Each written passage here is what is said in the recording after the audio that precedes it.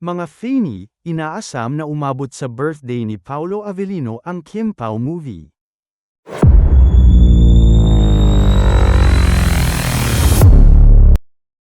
Hindi nabawasan ang sipag ni Kim Chiu sa promo ng movie nila ni Paolo Avellino, ang My Love Will Make You Disappear dahil hanggang ngayon ay nananawagan pa rin siya sa mga casual moviegoer at solid Kim Pao Faney para panoorin pa rin ang movie.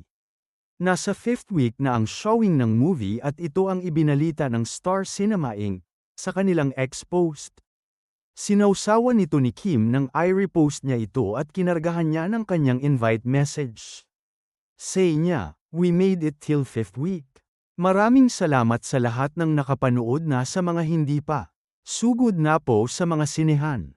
Thank you." Ilan naman sa mga Kim Pao Faney ang ibinalik ang good vibes kay Kim at sinabi sa comment na showing pa rin ang kanilang movie sa Guam hanggang April 30. Isa naman ang ibinalita na showing pa rin sa View Cinema Westfield Stratford City, sa London.